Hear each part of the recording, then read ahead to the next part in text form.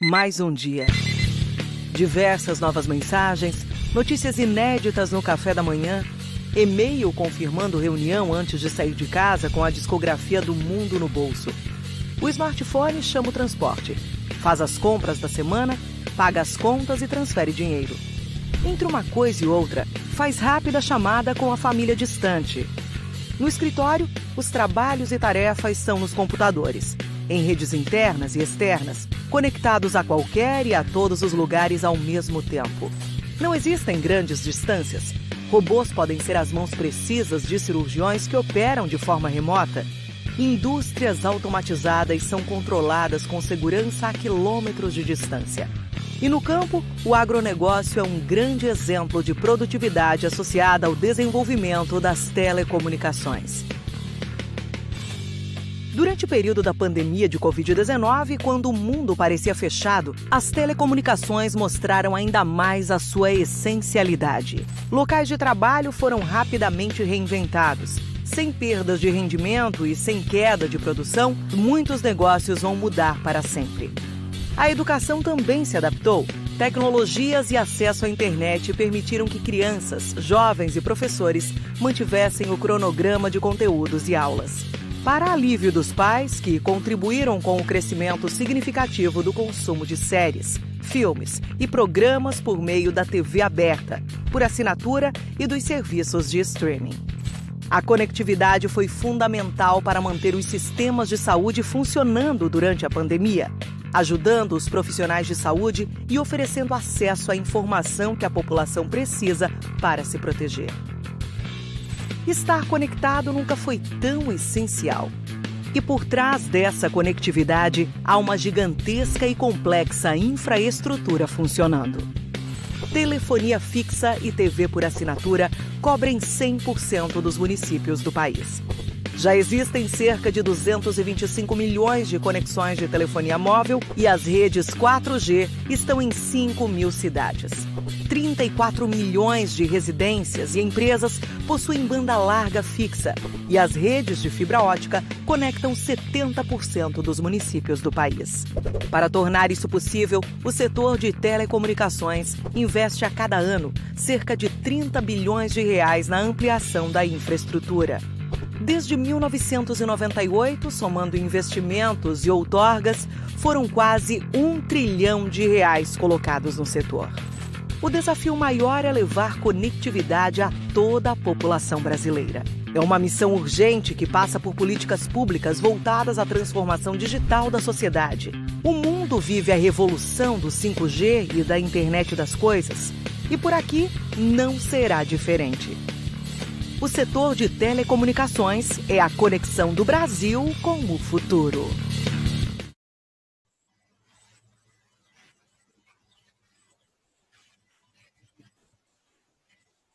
Boa tarde a todos. Estamos começando o workshop número 3 do Painel Telebrasil 2020, por meio desta live. Que vai tratar do tema segurança de rede. Acho que todos sabem que esse é um tema da maior importância para o desenvolvimento sadio das redes de telecomunicações e dos serviços de telecomunicações. Nós vamos contar aqui hoje com a participação da Christine Hoppers, gerente-geral do CERT-BR e do NIC-BR, o Arthur Coimbra, diretor de banda larga do Ministério das Comunicações, o Marcelo Mota, que é da governança de cibersegurança global da Huawei, e o Edivaldo Santos, diretor de pesquisa e desenvolvimento e inovação da Ericsson. A gente vai ter primeiro uma breve apresentação dos participantes e após a gente vai entrar, a gente entra num debate, eu respondo também as perguntas que forem colocadas aí no site. Primeiro, vamos começar, então, com a Christine Hoppers, que é uma das maiores especialistas nesse tema de segurança cibernética aqui no Brasil e, quiçá, até internacionalmente. É uma amiga minha do Comitê Gestor da Internet, a gente já teve várias iniciativas juntas, já fizemos vários trabalhos juntos. Eu esqueci de me apresentar, tá? Meu nome é José Bicalho, tá? Do Cinti Telebrasil. Deixa eu só fazer um backtrack aqui. Cristine, para você explorar, começar então falando aí um pouco sobre a sua expectativa sobre esse tema, sobre a questão de segurança. A gente está vivendo um momento aí de que a gente sabe que as telecomunicações ficaram mais fundamentais do que nunca. Tá? Assumiram um papel muito importante na sociedade, mais importante ainda na sociedade brasileira, e a gente tem uma preocupação grande de que essas redes, né, de telecomunicações, as redes, a internet, garantam o funcionamento e a segurança das pessoas e das empresas também que se utilizam dessas redes. Então, era com você, Cristine, para os próximos minutos aí. Obrigada, Bicalho, obrigada a Telebrasil, ao pessoal do painel Telebrasil pelo convite. E não é nada fácil, né, falar de segurança internet, segurança nas redes, né? Eu acho que todo mundo tem sempre aquela esperança que um dia a gente vai ter segurança perfeita. Eu acho que o primeiro ponto é a gente admitir que vai ter a segurança que for possível e que geralmente a gente não vai conseguir ter segurança perfeita nem no nosso dia a dia, nem na internet. Mas eu acho que, assim, tem algumas coisas que fazem parte do ecossistema de internet, né? Eu vou sempre falar de ecossistema porque a internet é muito complexa, né? A gente tem toda a parte de infraestrutura física, daí a gente tem toda a parte de infraestrutura de protocolos, e hoje em dia a infraestrutura de internet ela é um misto, né, da conectividade com CDNs, com a parte de hospedagem, quer dizer, você tem toda essa complexidade, e no fundo muito da segurança vai depender da ponta, né, vai depender da segurança dos dispositivos, da segurança do que está rodando em cima dessa internet, né. Eu acho que isso tudo tem que caminhar muito junto, porque a infraestrutura ela vai estar muito mais focada em estabilidade, na segurança acho que principalmente para a integridade do que a gente está tratando, né. E uma coisa que a gente precisa pensar no Brasil, e que eu acho que ficou bem mais ainda clara nesse período em que todo mundo dependeu de internet, é que a gente ainda tem uma população que a maior parte dela só acessa a internet via smartphone. Isso traz uma complexidade, acho que um pouco maior, né? Se a gente olhar a última pesquisa do CETIC, né, que são as pesquisas do Comitê Gestor aí de uso de internet e penetração, a gente tem que 70% mais ou menos da população acessa a internet. Só que desses que acessam a internet, só 42% via computador. Né? A gente tem quase 60% que o único acesso é via smartphone. Né? Então a gente tem aí um gap muito grande, né? E eu acho que a gente tem um desafio também, porque a gente sabe que acaba sendo uma camada da população que vai ter equipamentos de baixo custo, que vai ter equipamentos com dificuldade de fazer atualizações, e aí a gente começa a pensar em segurança, né, e começa a pensar na discussão que está tendo, que é o quente desse momento e do futuro e tal, que é a gente ter 5G, ter redes mais rápidas, né, e isso vai significar o quê? Vai significar todo mundo com mais banda, ótimo, talvez o pessoal com possibilidade de conseguir realmente aproveitar melhor educação, negócios online, né? A gente viu no vídeo da entrada ali mostrando fazendas conectadas, tal, tudo. Só que isso tudo traz à mente o quê? Mais dispositivos de baixo custo, mais dispositivos como smartphones, mais coisas conectadas na internet e uma superfície de ataque muito maior, né? Uma dificuldade de proteger isso tudo. E a gente vendo hoje como funcionam os ataques, né? Acho que os últimos 5 anos aí mostraram como IoT, né? Como IoT é usada para gerar ataques, para gerar negação de serviço. Então, do meu ponto de vista, eu sempre fico preocupada como é que vai ficar essa parte no momento em que a gente tiver mais conectividade, mais gente conectada, mais dispositivos e, em geral, dispositivos que não são vistos como um computador, né? Eles são vistos mais como um peso de papel, né? Você compra, você põe em cima da mesa, e é a câmera de segurança, é um disco externo, é lá né, sempre a mítica geladeira, que todo mundo fala do IoT, mas hoje em dia é até difícil achar uma máquina de lavar, uma geladeira que não tem lá um Wi-Fi, né?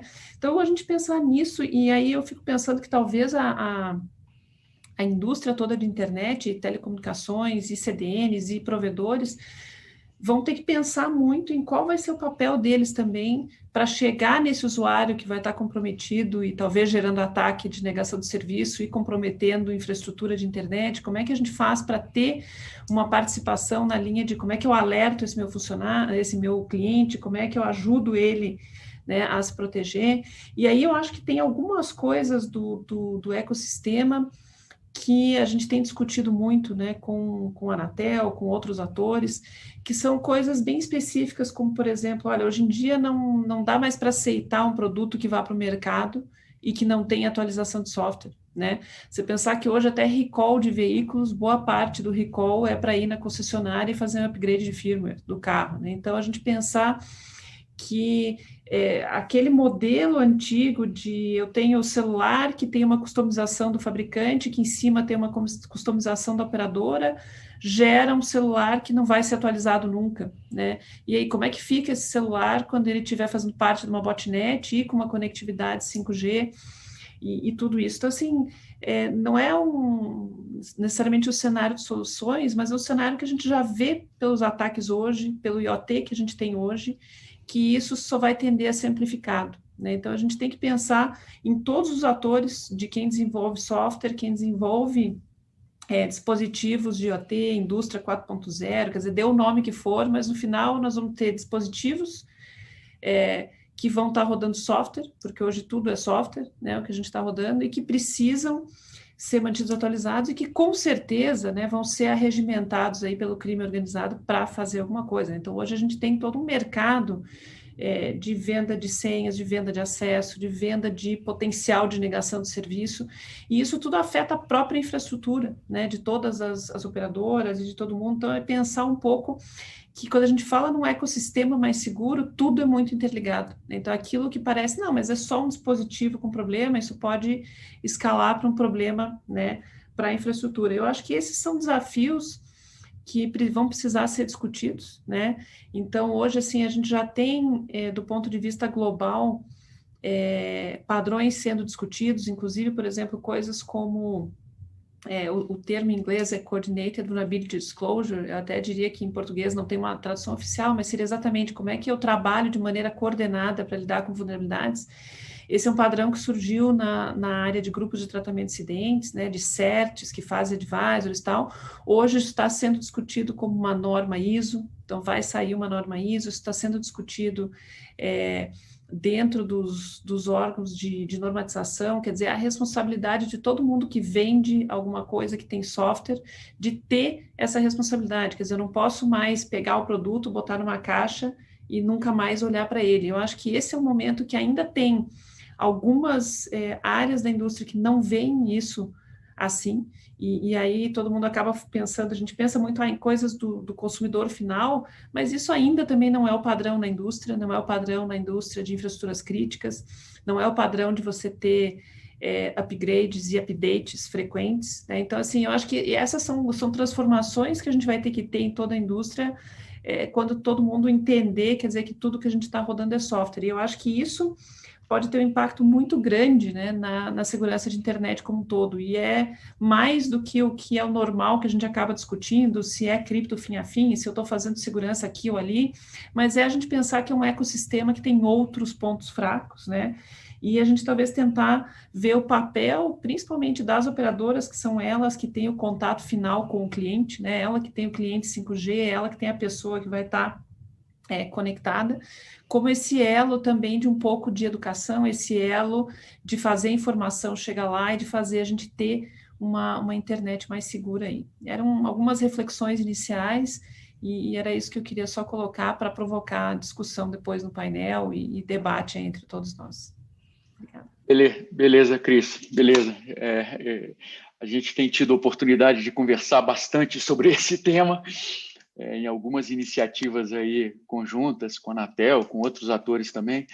Eu acho que eu tenho aprendido muito com você e com o pessoal todo que o problema, às vezes, principalmente na Anatel, a gente ficava muito focado em infraestrutura, só como rede mesmo, só como hardware, muito mais com cara de hardware e muito mais com cara de infraestrutura crítica. E o que a gente está vendo nessas questões é que fraudes e problemas acontecem muito mais em decorrência de fragilidades de software, de atualização, de updates, de atualizações automáticas, como muito bem você colocou. Eu vou passar a palavra agora para o Arthur, que foi colega também aí de reelaboração de políticas públicas. A gente já teve vários trabalhos também, várias iniciativas já juntos também. Arthur, na visão de governo, realmente assim, é importante para a gente saber como vocês estão imaginando tratar e mitigar esses riscos, né? Os riscos estão aí, então, em termos de política pública, principalmente relacionadas à IoT também, e a esses outros aspectos colocados pela Cris, como que vocês veem a atuação de governo e como vocês podem contribuir na elaboração de políticas públicas que visem melhorar a segurança não só das redes, mas de todos os participantes dessa longa cadeia aí. Bom, Bicalho, em primeiro lugar, eu agradeço o convite para participar desse painel, agradeço a você e a Telebrasil. Cumprimento a Cristine, Edivaldo e Marcelo, meus colegas aqui de painel, todos altamente gabaritados nesse assunto. O meu propósito aqui, Bicalho, como você já adiantou, é dar um panorama do que existe em termos de política pública sobre esse assunto. Mas antes de entrar nesse panorama propriamente dito, é bom a gente ter um pano de fundo contextualizado sobre a situação das ameaças cibernéticas no mundo e também no Brasil. A gente tem, quando a gente pega os dados dos últimos anos e projeta aí pelos próximos 3 anos, por aí, a gente vê que o número de usuários, de pessoas acessando a internet, ela vem aumentando em média 5% ao ano no mundo. O número de dispositivos conectados, aparelhos, vem aumentando em média 10% ao ano. Ou seja, tem mais dispositivos do que pessoas sendo conectadas, uma coisa que a gente já intui, como a própria Cristine já adiantou. E os ataques de DDoS, que é um tipo de ataque cibernético mais comum que tem, eles vêm crescendo a uma taxa média de 15% ao ano. Então, é o triplo da taxa de crescimento de pessoas com acesso à internet. E mais, esse crescimento de ataques de DDoS, o crescimento mais crítico disso ocorre justamente naqueles ataques de maior volume, que são de 100 a 400 gigabits por segundo. Então, quando a gente diz que a ameaça, os ataques cibernéticos eles são uma ameaça crescente, não é uma figura de linguagem. Isso realmente vem crescendo a uma taxa maior do que o uso propriamente do acesso à internet por pessoas e por dispositivos. E hoje já assistimos um impacto de cerca de 0,6% a 0,8% do PIB mundial decorrente de ataques cibernéticos. Então, além do DDoS, que é o mais comum, que é você sobrecarregar um servidor com demandas de acesso até ele cair e ficar inacessível, a gente tem coisas como malwares, phishing e ransomware, que vem se tornando também cada vez mais comuns, e tudo isso compõe o mundo da segurança ou da insegurança cibernética, digamos assim. E o Brasil nessa história? O Brasil, infelizmente, ele ocupa uma posição de destaque nisso, porque ele não é apenas o terceiro maior alvo de ataques cibernéticos, mas também é a segunda maior fonte de ataques cibernéticos no mundo. E sendo que mais ou menos metade dos ataques sofridos pelo Brasil tem origem interna. Para se ter uma ideia, quando a gente olha para alguns setores hoje que são altamente dependentes de tecnologia, o impacto é muito grande. Então, o setor bancário, por exemplo, o setor das instituições financeiras, eles já estimam que mais ou menos 95% das perdas que eles sofrem hoje são decorrentes desse tipo de ataques cibernéticos.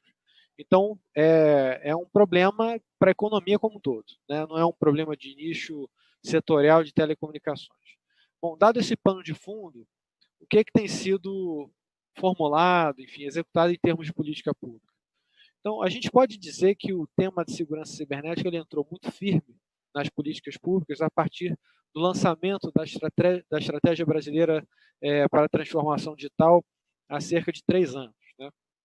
Essa estratégia, como muitos já conhecem, ela traz o tema da segurança cibernética como uma prioridade nacional, e traz um conjunto de visões orientadoras sobre o assunto que se desdobram, por sua vez, em ações estratégicas.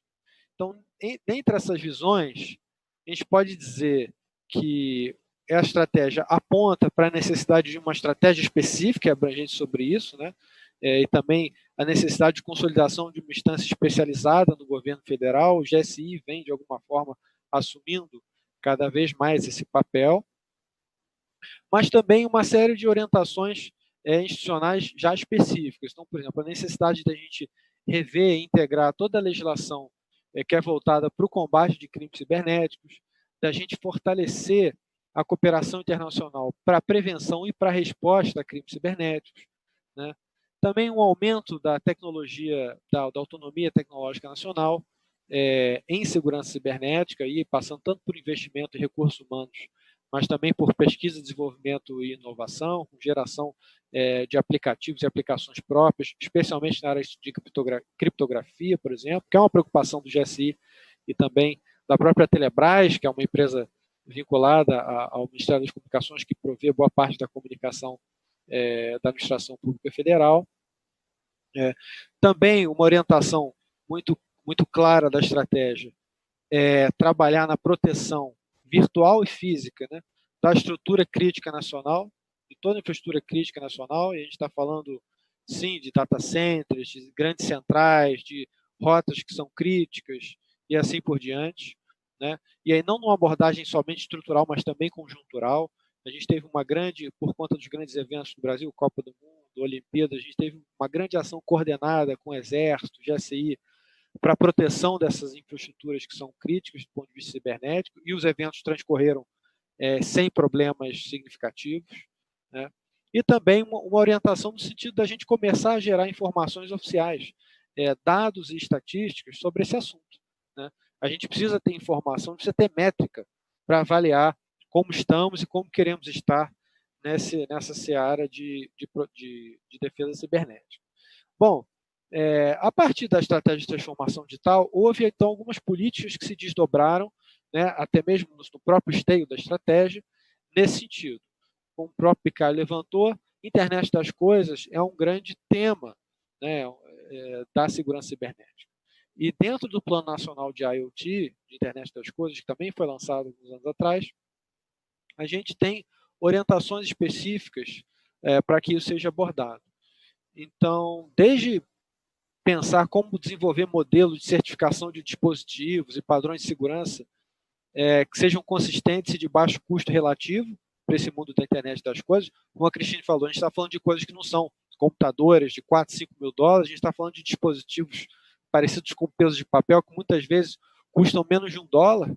Então, como é que você permite, né, você ter um custo de proteção cibernética com esse equipamento, né, sem aumentar demais o custo desse equipamento? Então, é uma questão que o Plano Nacional de IoT levanta e também aponta para a necessidade de instituir mecanismos de coordenação para tratar riscos sistêmicos de ataques em massa, né? Depois do Plano Nacional de IoT, em 2018, estamos falando 2 anos atrás, foi instituída a Política Nacional de Segurança da Informação e logo depois a Política Nacional de Segurança de Infraestruturas Críticas. E agora, em fevereiro de 2020, finalmente foi aprovada a Estratégia Nacional de Segurança Cibernética, né, com a participação muito forte do GSI, como eu já falei. Então, de maneira geral, é isso que o governo vem fazendo em termos de política pública, né, de maneira resumida, sobre esse assunto. Agora, eu aponto só algo que a Cristine também levantou, que é importante reforçar, que é o seguinte: por mais que o governo se esforce e faça políticas, é importante que a preocupação também venha da iniciativa privada. né, a própria indústria tem que entronizar essas preocupações e já vem demonstrando uma certa inclinação para isso, né? É claro que, assim, quando a gente olha historicamente, a indústria sempre veio se preocupando cada vez mais com a segurança de computadores, né? Porque ali estão envolvidos grandes dados de pessoas, então muita preocupação com a segurança dos dados das pessoas. E a internet das coisas não recebeu, pelo menos no início, a mesma atenção, né? A gente tem um caso que muita gente deve se lembrar, que é o caso Mirai, né? Que em 2016, outubro de 2016 mais ou menos, teve um ataque massivo na costa leste americana, um ataque cibernético de grande extensão, contra uma empresa que fornecia serviço de DNS, e isso acabou derrubando boa parte da internet ali da costa leste, né? Teve um apagão quase de boa parte da internet. A princípio, o governo americano pensou se tratar de um ataque internacional, de alguma nação hostil, mas, na verdade, rapidamente ele percebeu que o ataque provinha de dispositivos dentro ali da própria região, dentro do próprio país. E aí, finalmente, ele entendeu que se tratava de um exército zumbi, né, de babás eletrônicas, câmeras de segurança, aparelhos de ar-condicionado, todos com conexão IP, né, e que tinham sido explorados na sua vulnerabilidade por um conjunto de jovens que criou um programa chamado Mirai e depois disponibilizou esse programa para a comunidade mundial pela internet. Então, hoje, ataques de DDoS estão cada vez mais fáceis também por conta desse compartilhamento desses mecanismos de ataques, né? Mas qual foi a vulnerabilidade que esse Mirai, que esse ataque explorou?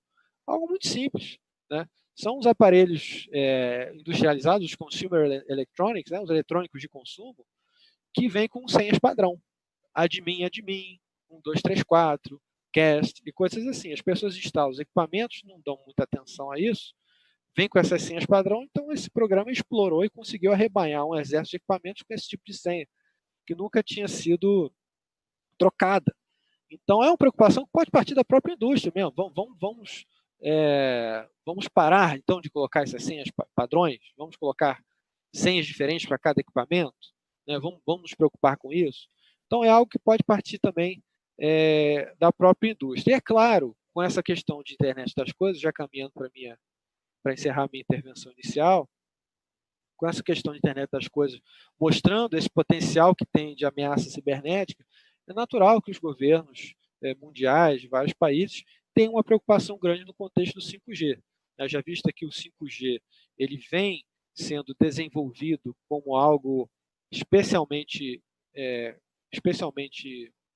desenhado, né, para servir para a internet das coisas, em termos de latência, em termos de flexibilidade e assim por diante. Então, é natural que a chegada do 5G levante todas essas questões. Bom, terminei meu tempo aqui, mas eu fico à disposição para a gente debater mais. Bom, beleza, Arthur. A gente vai ter aí mais oportunidade de aprofundar um pouco mais em relação ao 5G.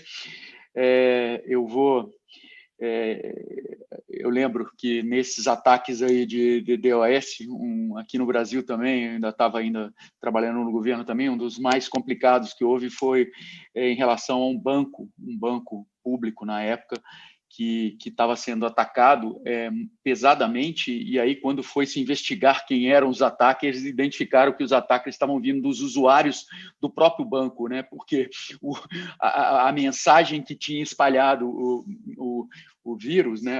Instalado os robozinhos aí, era uma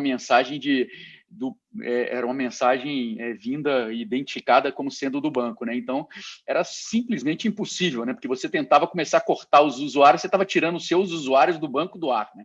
Cara, assim, uma coisa complicadíssima. Mas a gente vai ter oportunidade aí também de falar um pouco mais sobre essas coisas e sobre 5G também daqui a pouquinho.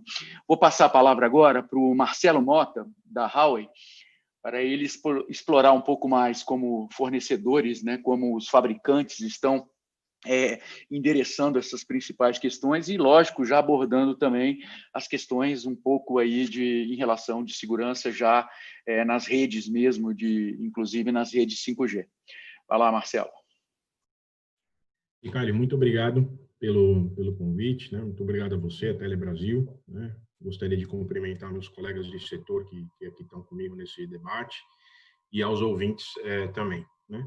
Eu trouxe uma breve apresentação, não sei se vocês estão vendo a tela já, justamente para poder contextualizar esse cenário. Eu acho que a Cristine e o Arthur já colocaram bastante, já trouxeram bastante subsídios para esse debate, né?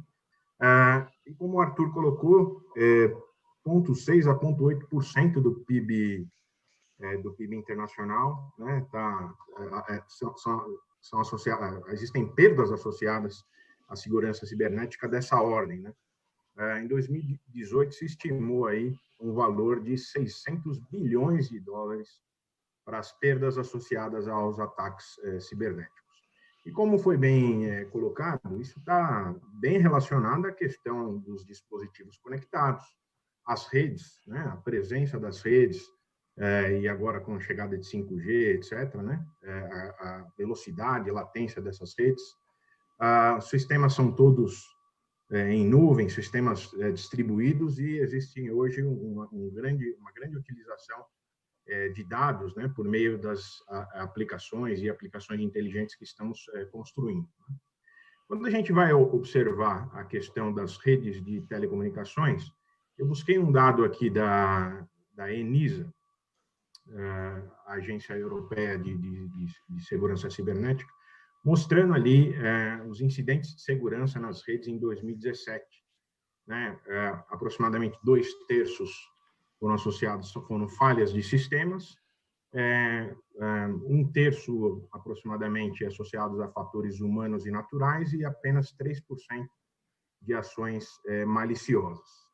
Quando a gente vai olhar essa questão das falhas de sistema, acho que você mesmo colocou, né, Bicalho, que a maior parte dessas falhas, aí 90% dessas falhas estão associadas a sobrecargas de sinalização provenientes de bugs de software ou novos releases de software, né? Então, realmente, essa questão de software, o efeito desse software nas redes e na sinalização das redes, né? Então, isso no que diz respeito à questão das redes de telecomunicações.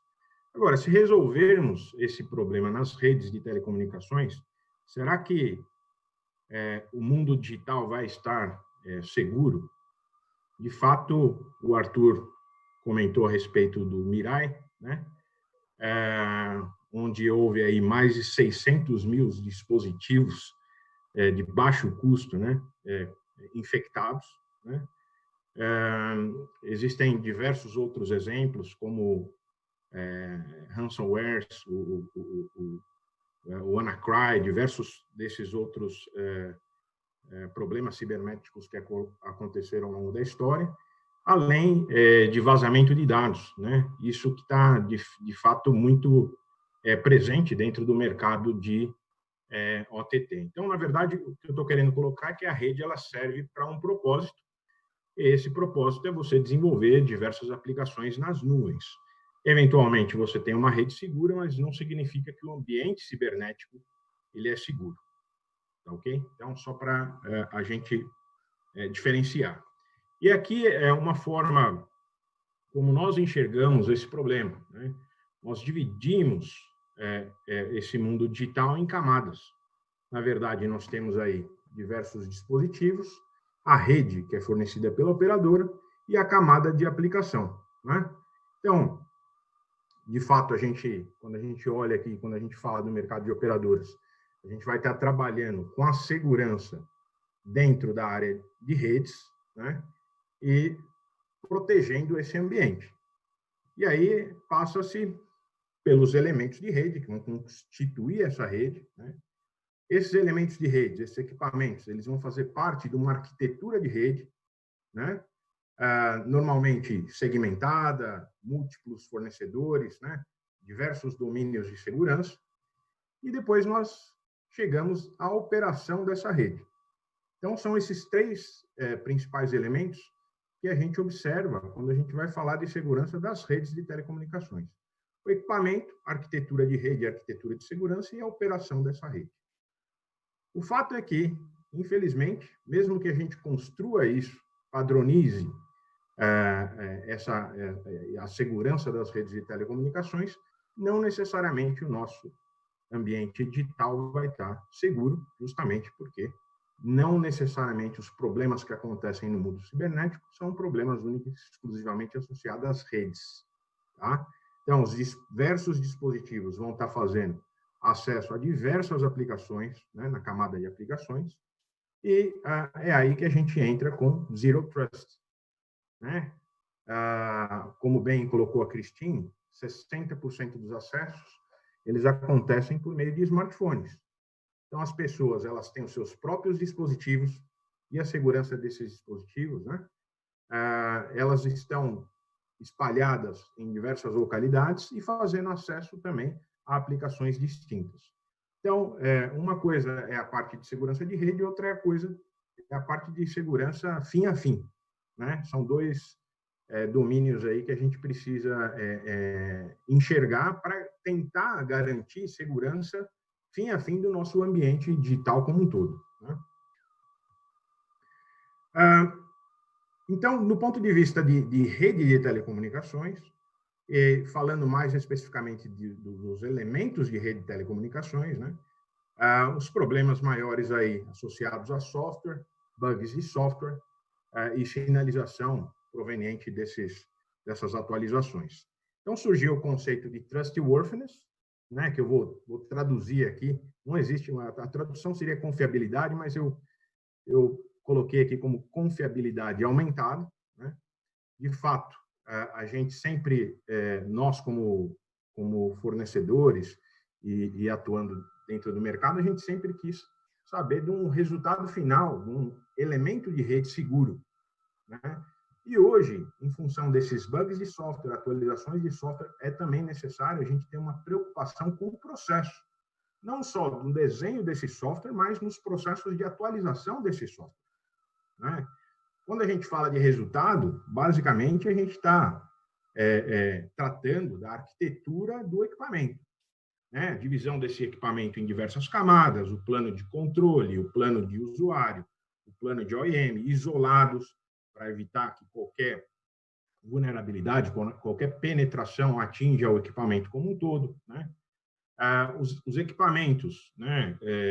A intenção é você produzir equipamentos finais que sejam resilientes, sejam seguros e que estejam preparados para se defender desses possíveis ataques, uma vez que esses ataques não cessarão. Pelo contrário, como bem colocou o Arthur, eles crescem ao longo dos anos. Então, o equipamento em si ele tem que estar preparado para absorver esse ataque, né, e responder a esse ataque. Isso é o que, de fato, a gente quer fornecer para os nossos clientes, no caso, as operadoras. E aí você tem toda uma preocupação com o processo. Né? Como que eu vou construir esses equipamentos? Né?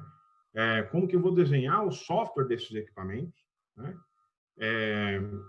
Fazendo essa codificação, checagem de codificação, para evitar que qualquer código malicioso ele possa agregar esse software que está sendo construído. Né?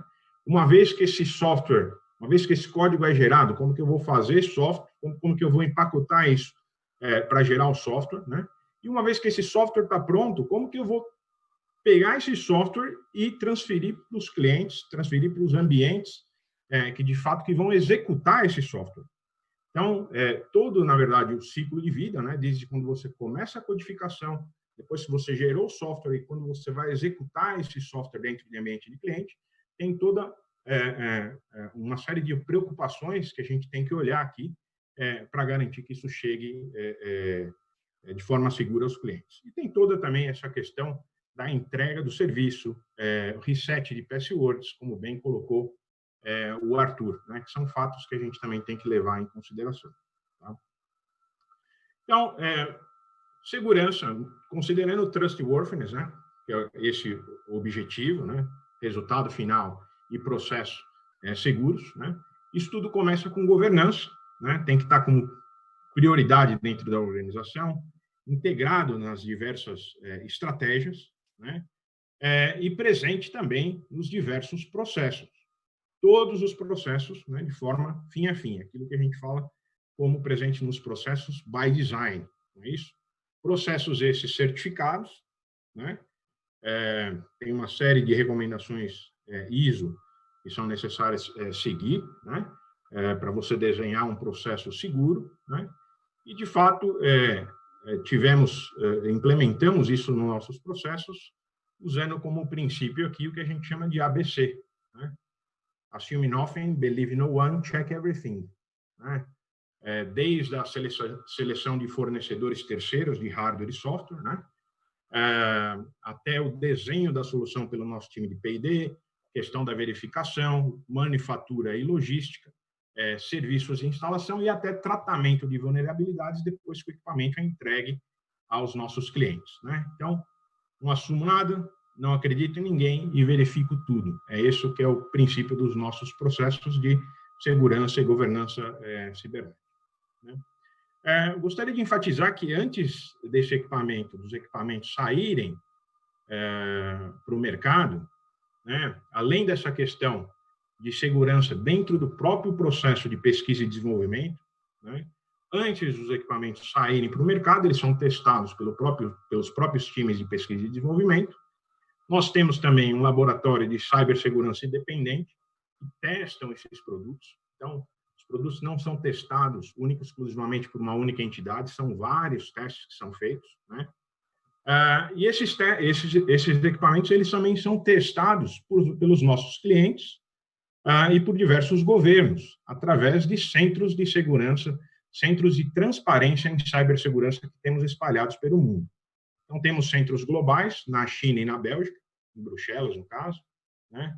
Temos centros de transparência regionais, né, em diversas localidades do mundo, e os clientes também, normalmente no seu processo de compra, eles também testam esses produtos e também recebem selos de certificação de segurança, tá? Temos mais de 270 certificados nessa área de segurança. Então, por meio desses diversos testes, diversas equipes, diversas ferramentas, recebemos inputs para melhorar a solução de forma contínua, né? É isso que a gente veio construindo ao longo dos anos, tá?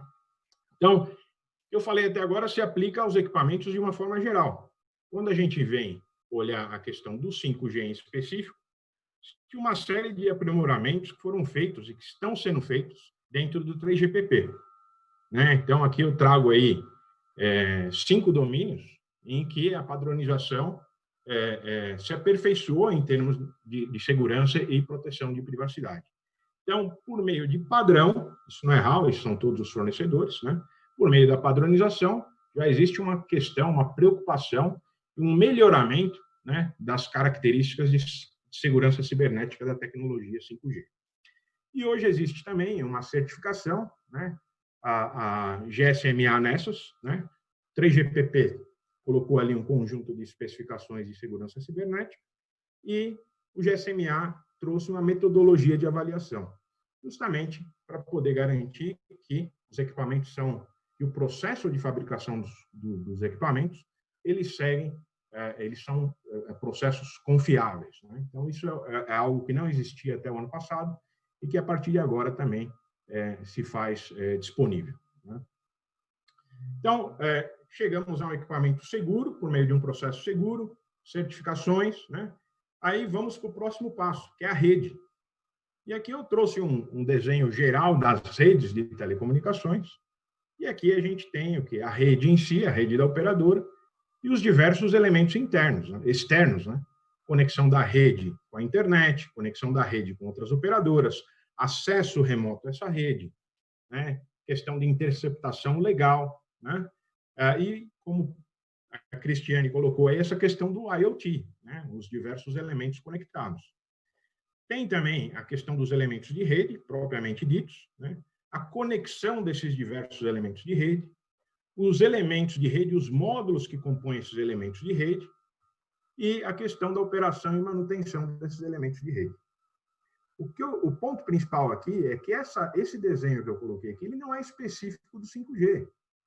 todas essas preocupações que foram colocadas aqui, elas não são exclusivas da tecnologia 5G. São áreas em que as operadoras hoje já atuam, né, para garantir a segurança das suas redes. Tá? Então, a gente consegue, sim, olhando todo esse conjunto de desafios, né, de ameaças externas e internas, proteger essa rede, como já é feito hoje, né? E como que a gente pode melhorar isso, né? De fato, existem a questão da padronização, né, que é uma referência interna. A rede em si tem os elementos de rede, tem a questão da governança em cibersegurança, trustworthiness, né, para esses elementos de rede que são fornecidos. A arquitetura da rede da operadora, a gente enfatiza a questão de redundância, né, para maior confiabilidade, resiliência, segmentação em domínios de rede e múltiplos fornecedores. E aí a gente entra na área mais humana, que exige capacitação, né? 1/3 das falhas são associadas aí ao fator humano, né? Então, exige capacitação da mão de obra que vai operar essa rede, né? No caso aí, é mão de obra da operadora. E a sociedade como um todo, ela pode aprender por meio das diversas experiências, né? Como que a gente pode compartilhar essas experiências, as melhores práticas, né, para a sociedade como um todo evoluir na questão de segurança cibernética. A questão de colaboração, como bem colocou a Cristine e também o Arthur, não é isso? Então, esse é um ponto muito importante, porque é um desafio da nossa sociedade como um todo. E esse desafio é justamente porque, quanto mais colaboração, mais rapidamente a gente consegue identificar as ameaças e isolar essas ameaças. Tá? Então, aqui, enfatizamos essa questão do ecossistema e da colaboração para identificar mais rapidamente essas ameaças e por meio de sistemas inteligentes. Portanto, detetando essas ameaças, respondendo rapidamente e, às vezes, até automaticamente a essas ameaças. Tá? Então, é isso que eu gostaria de colocar, né? A gente tem todo um trabalho para oferecer equipamentos confiáveis, testados, né? Temos o princípio temos o Zero Trust, enfim, afim nos nossos processos, né? E com o nosso princípio ABC aqui, que a gente acha que é alguma coisa muito interessante que pode ser adotada pelos diversos governos, operadoras, de uma forma geral, no mercado. Ok? Então, é isso. Repasso a minha palavra aqui para o Bicalho. Beleza, Marcelo. Cara, é bastante interessante, cara, quando você foca a sua apresentação num processo de segurança. Cara, eu acho muito legal, porque assim, a gente fica preocupado muito com os aspectos muito técnicos, mas a questão maior acaba sendo de governança e de colocar a cultura da segurança em todas as fases do processo de produção, de operação e de manutenção dessas redes. Depois a gente vai poder explorar um pouquinho mais exatamente esse último ponto que você mencionou aí, um pouquinho da capacidade de reação, não só dos fabricantes, mas também dos operadores, no caso de detecção de problemas. Mas agora a gente vai passar a palavra para o senhor Edivaldo Santos, que é diretor de pesquisa, desenvolvimento e inovação da Ericsson, para também fazer a apresentação. Obrigado, Bicalho. Eu queria lhe cumprimentar e, por extensão, a todo o pessoal da Telebrasil pela organização, cumprimentar aqui também os meus colegas de painel, a Cristine, o Arthur, o Marcelo, e também a todos os que nos assistem nesse momento. Se puder colocar minha apresentação na tela, por favor. Eu acho que é você que tem que compartilhar aí embaixo, no botão verdinho.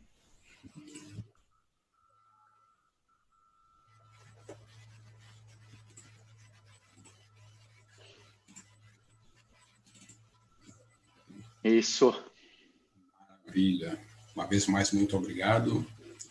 E o que eu queria dizer a vocês é que é importante dizer que a indústria das telecomunicações, ela implementa padrões.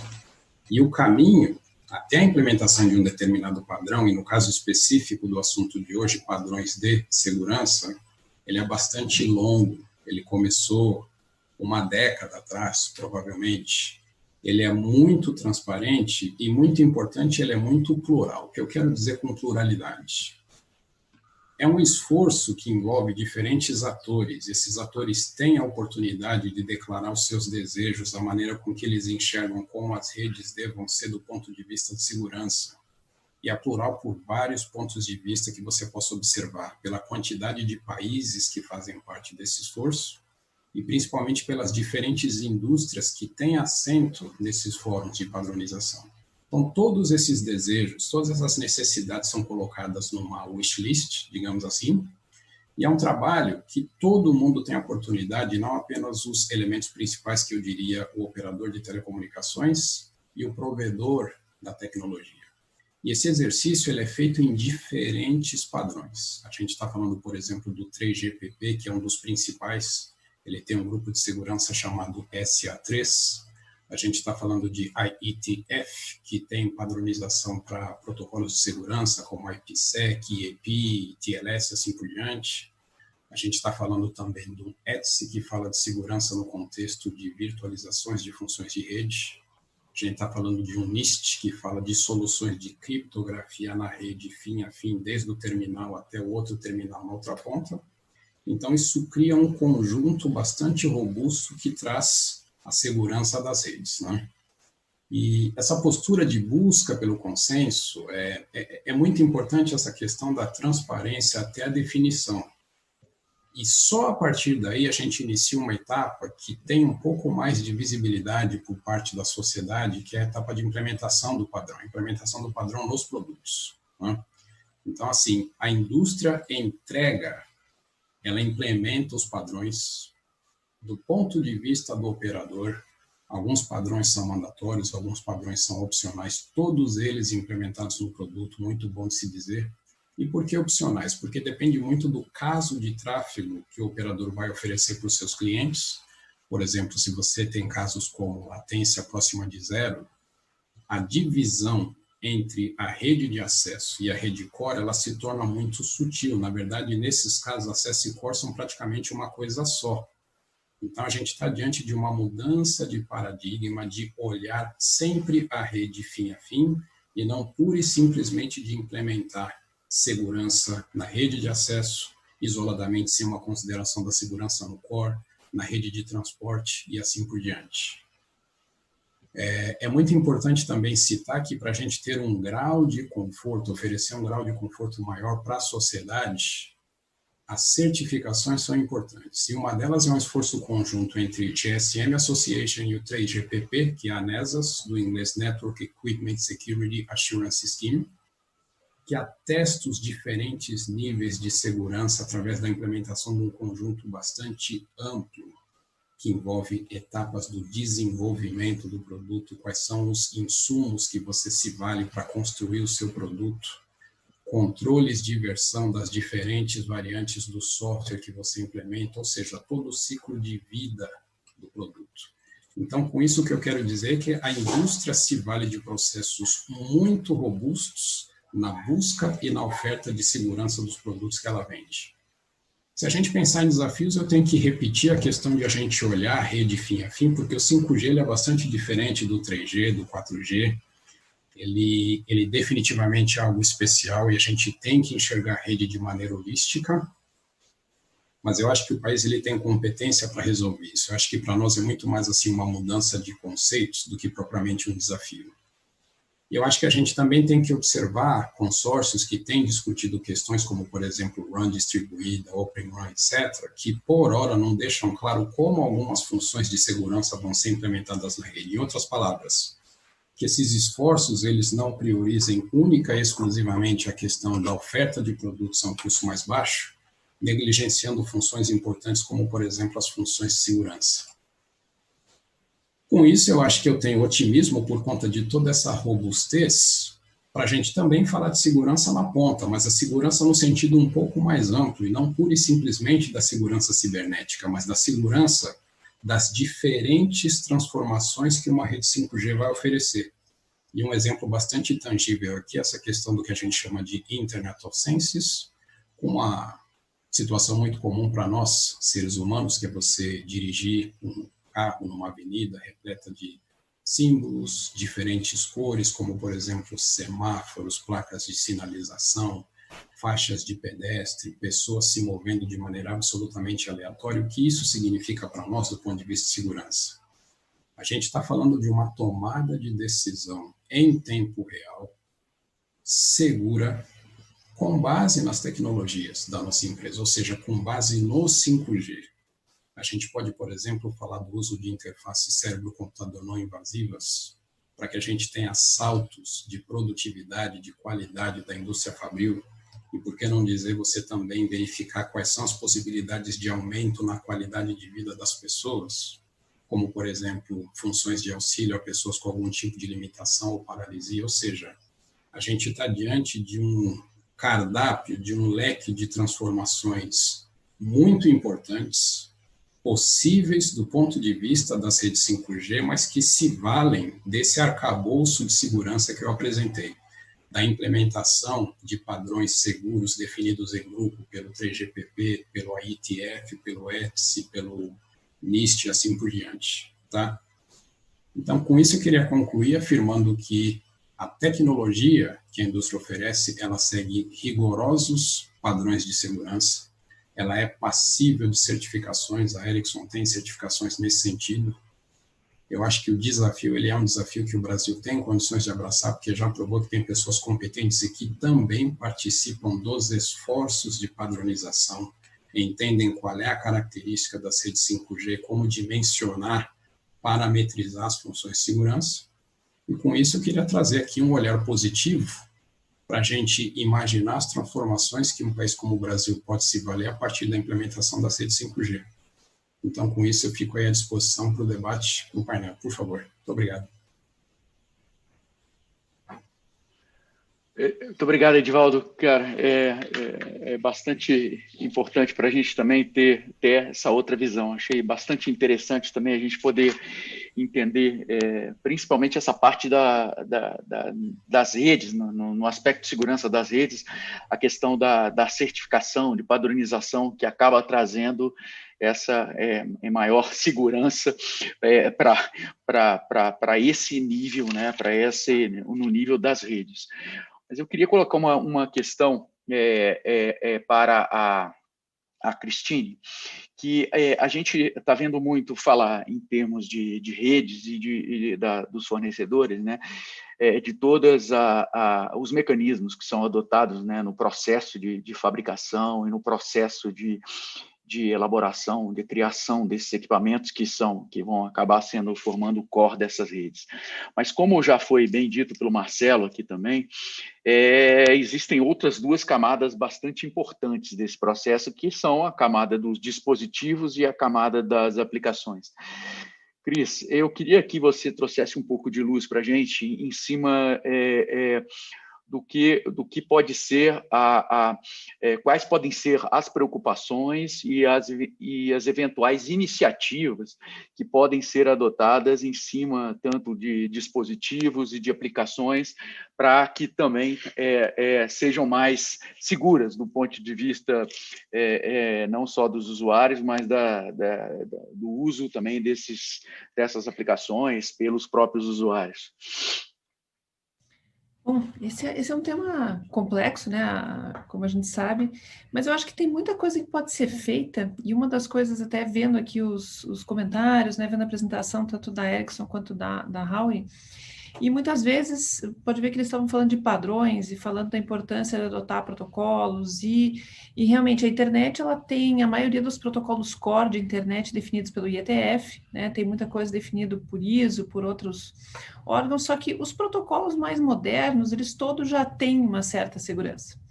E eu acho que esse já seria um bom começo para todo mundo. Quer dizer, seja você a operadora implementando a rede, seja você colocando um novo equipamento, não trate como algo que está no roadmap, suportar IPv6, ou algo que está no roadmap ter DNSSEC, ou algo que vai estar lá para frente, não, é algo a mais implementar RPKI, que são os protocolos de segurança de roteamento. Isso hoje é o padrão, né? Se você pensar no IETF, hoje a definição é que IPv6 é o protocolo corrente, IPv4 é o protocolo legado, né? E a gente está num momento muito crucial, porque acabaram os IPv4 aqui na região da América Latina, né? Então, a gente está num ponto em que, para a internet crescer, é IPv6. E por que eu falo isso? Porque ainda tem muito equipamento, né, ainda sendo colocado em mercado, e não só em IoT, mas às vezes até equipamentos de rede, que, sim, mas o IPv6 na verdade não funciona direito. As regras de segurança estão melhores em IPv4, no IPv6 elas não estão muito bem, né? Você tem o IoT que, é tudo muito bom. Não, mas não tem suporte a DNSSEC, não tem suporte a nada de segurança. Então, eu acho que se a gente pensar nessa parte de padronização, adotar padrões modernos como a primeira opção, é muito importante, né? Eu acho que outra coisa que é muito importante é pensar que a configuração segura ela tem que ser o padrão, né? Eu acho que todo mundo aqui deve lembrar do como era, né, a vida de quem usava Windows antes de o Firewall vir por padrão ligado no Windows, né? Que era aquela época no fim dos anos 90, em que você tinha um ORM atrás do outro, até que veio um ORM, que era o Blaster, que em 15 minutos você estava infectado e levava mais de 15 minutos para fazer update. E foi quando a Microsoft decidiu, não, essa é a hora em que o Firewall tem que vir ligado por padrão, e se o usuário quiser, ele vai lá e desliga, né? E isso foi uma mudança radical, né, do ponto de vista de desacelerar os comprometimentos, né? Por que a gente ficou tanto tempo sem ter um ORM que se propagasse tão rápido como o WannaCry? Porque o simples fato de ter uma configuração segura por padrão, em vez de ter a configuração segura sendo o que vem depois, fez com que quase mais nada tivesse exposto na internet, você tivesse muito menos segurança, né? Então, eu acho que muito do que o Arthur comentou, né, que a indústria mesmo pode, ela, tomar uma decisão de maior segurança, isso é muito importante, né? E a gente vê que isso não está, né, na cabeça da indústria. Por exemplo, existem alguns aparelhos de celular e alguns dispositivos IoT que usam Android, quer dizer, vários usam Android, né? Só que existe toda uma categoria, para ter uma ideia da complexidade dessa história de a gente ter mais segurança, né? Como o Arthur falou, a Mirai expôs o problema da senha padrão, que continua aí, né? Só que hoje a gente tem alguns dispositivos Android de baixo custo que os fabricantes estão colocando eles no mercado com uma opção de debug ligada. Eles ligam para desenvolver e esquecem lá. O que acontece com essa opção debug ligada? Você faz qualquer coisa naquele dispositivo de maneira remota, sem senha, sem certificado, sem nada.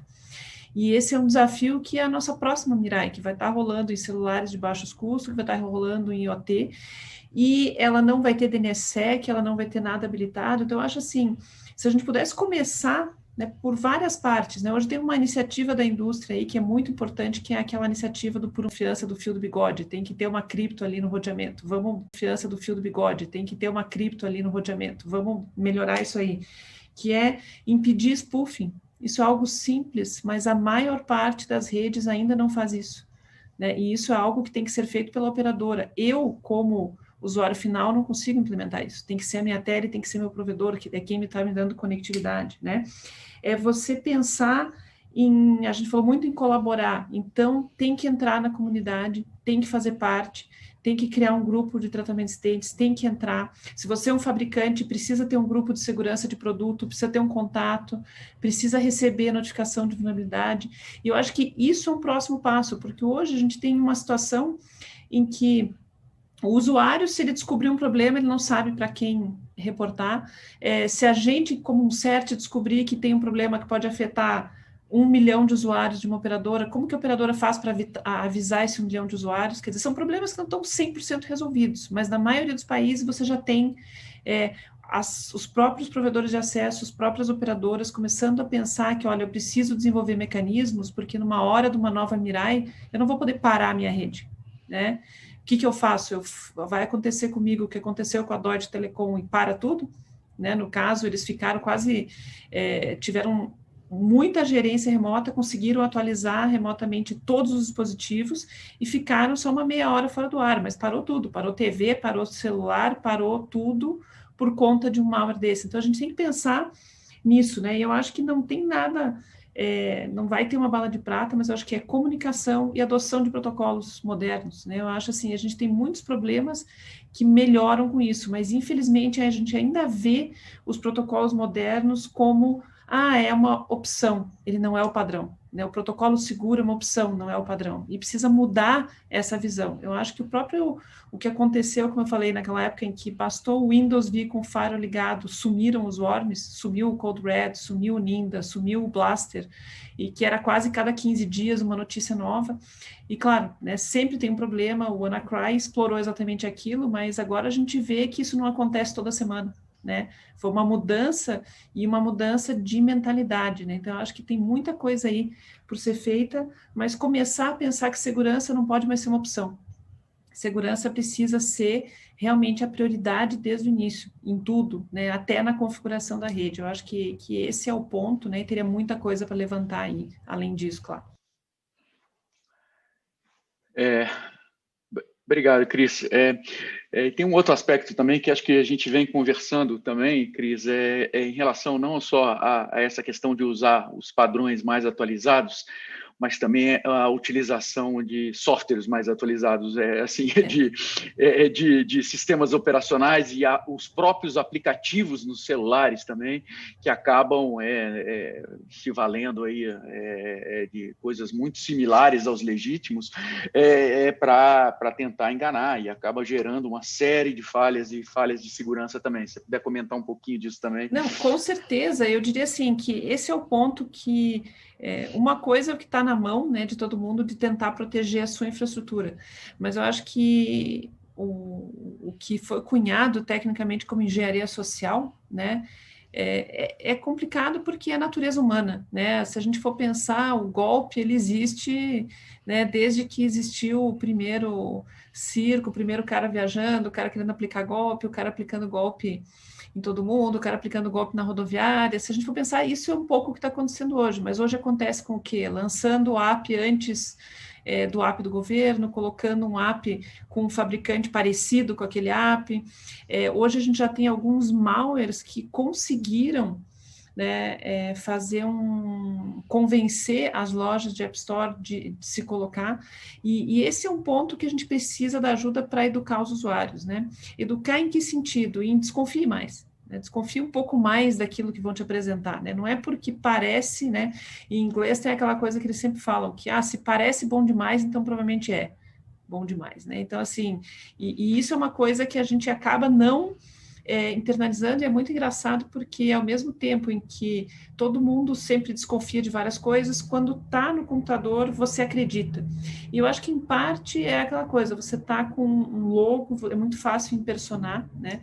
E nesse ponto eu acho que a gente precisa chegar nesse usuário e convencer ele que ele precisa atualizar. E o que me preocupa é você dizendo, mantenha o seu celular atualizado. Mas quantos % da nossa base o usuário consegue fazer isso?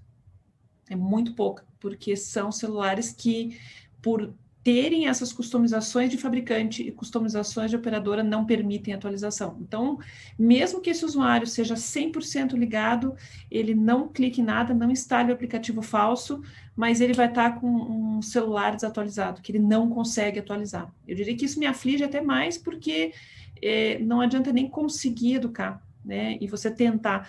E esse é um ponto que eu acho que aí é uma mudança da indústria, que a indústria ela vai ter que entender que, olha, não vai dar mais para hoje eu entregar um celular que ele é 100% a minha cara da operadora. Talvez eu tenha que abrir mão disso em prol de ter uma rede um pouco mais segura, de ter menos dispositivos participando de negação de serviço. E é isso que e alguma coisa. Então, isso é que eu acho que é um problema que tem que ser lidado, e todo mundo tem que estar envolvido mesmo em ajudar o usuário para ele não cair nessas armadilhas, e os criminosos eles estão indo para lá. Por exemplo, hoje em dia, páginas de phishing, quase todas as páginas de phishing estão customizadas para uma telinha de celular.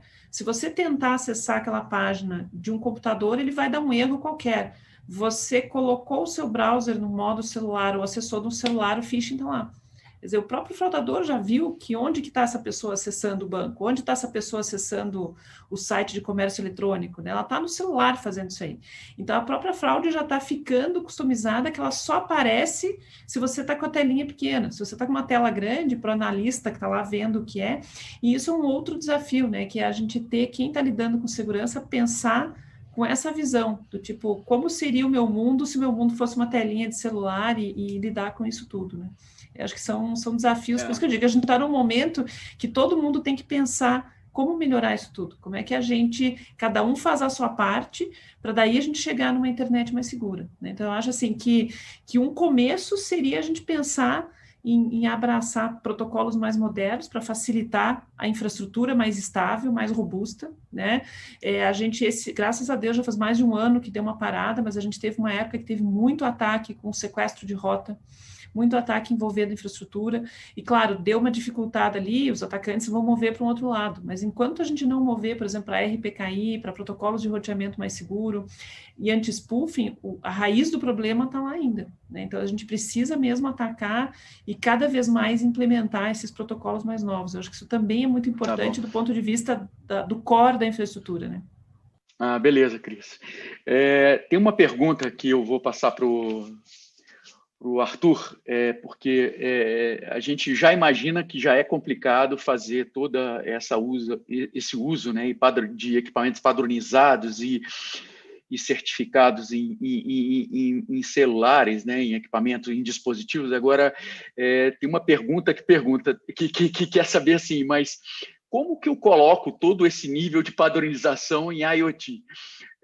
Eu vou até ler aqui, sendo os equipamentos de IoT muito baratos e, por outro lado, equipamentos de alto custo com hardware e software projetados para evitar ataques cibernéticos e, mesmo assim, são vulneráveis, né? Aquilo que a Cris falou lá no começo. A gente sempre vai precisar de ter ainda gente se preocupando em resposta de ataques, porque eles vão continuar sempre existindo, independente do nível de segurança que se faz. A pergunta é como obter segurança em dispositivos IoT, sendo que o custo é o seu principal atrativo. Equipamentos de IoT com valores em torno de $1 são e serão confiáveis do ponto de vista das ameaças cibernéticas. Arthur, eu sei que é muito a sua praia, mas como você trabalhou muito nessa questão de IoT também, é uma questão que acho que você pode ajudar aí. Com certeza, Bicalho. Essa pergunta que esse colega nosso aí nos fez, não sei se você tem o nome dele, mas é a pergunta que nós nos fazemos também, né? E eu acredito que a saída está um pouco, não apenas em orientações de política pública, como já foi falado, então a própria GSI, né, como a gente falou do 5G, o 5G vai ter muito papel preponderante aí em relação à comunicação de internet das coisas, e o GSI já publicou uma instrução normativa dando orientações para isso, enfim, para tentar garantir um pouco mais de segurança nesse processo. Então, isso não passa só por esse tipo de coisa. Eu acho que a resposta está um pouco naquilo que a Cristine falou mesmo. Assim, olha, se você vai ter um mundo de dispositivos diferentes, cada um com uma função, um monitorando a saúde do semovente, o outro monitorando a qualidade do ar na sua casa, o outro é a sua geladeira, o outro é o seu automóvel. Um mundo de dispositivos completamente diferentes, fazendo coisas completamente diferentes.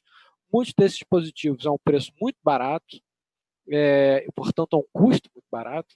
Né? Como é que você agrega o custo, então, com segurança? A resposta, então, está naquilo que a própria Cristine falou. A gente vai ter que, em algum momento, a indústria, especialmente, abrir mão da sua autonomia plena no desenho desses mecanismos. Se o custo de fazer um desenvolvimento 100% meu de equipamento desse, incluindo segurança, é muito alto, em algum momento a gente vai ter que diluir esses custos de segurança e criar padrões. A gente vai ter que criar padrões de segurança para a indústria e essa indústria, de alguma forma, vai ter que adotar esses padrões. Então, esse é o único caminho possível para que a gente consiga realmente dispositivos de internet das coisas mais seguros, por um lado, né? E por outro lado, sem ofender demais o preço desses equipamentos e desses serviços no mercado. Não existe outro caminho.